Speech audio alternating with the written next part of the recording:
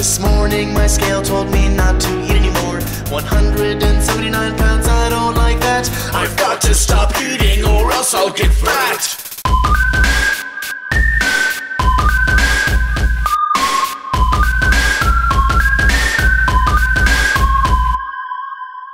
You have a scene that you covered in 2 shots. The first is a wide shot of your main character entering the room, picking up a guitar, and preparing to play a lovely tune. The second is a closer medium shot of the same action.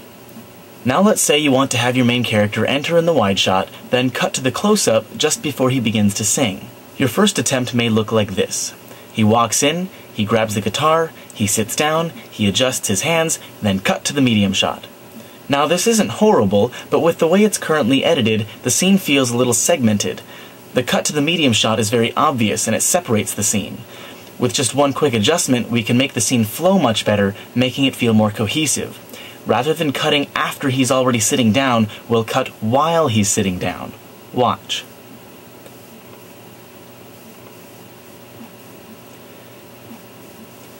That cut is much more hidden. The reason is that the motion of the character carries through the cut.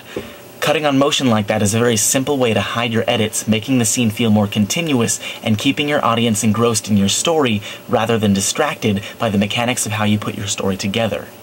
Now, shifting gears, let's talk about the importance of sound design in film. Stefan's going to be going into more detail about sound tomorrow, but today I just want to highlight how much sound can either add to or take away from a scene.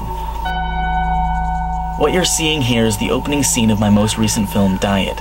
As you watch this, I want you to pay particular attention to what you're hearing. And though yes, the music does add to the mood, try to focus on all the different sound effects you're hearing.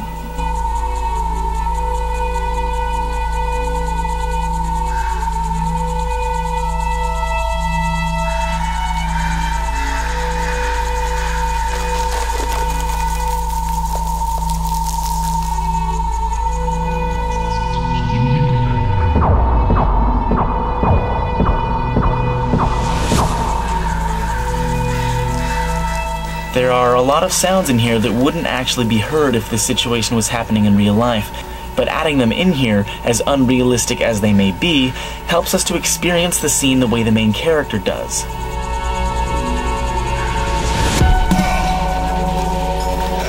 For example, when that box hit the character in the head, it wouldn't have actually sounded like a mortar shell going off, but that's the sound effect I used to help us understand what the impact of the box felt like to the main character.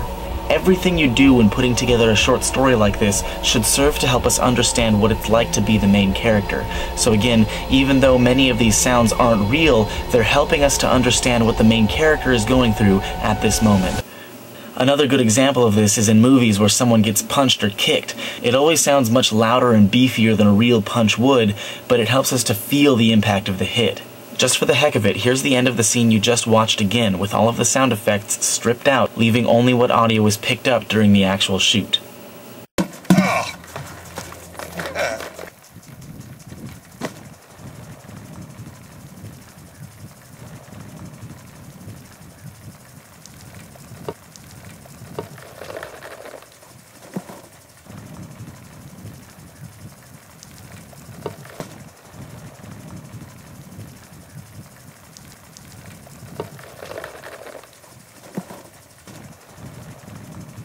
A bit less exciting, yes?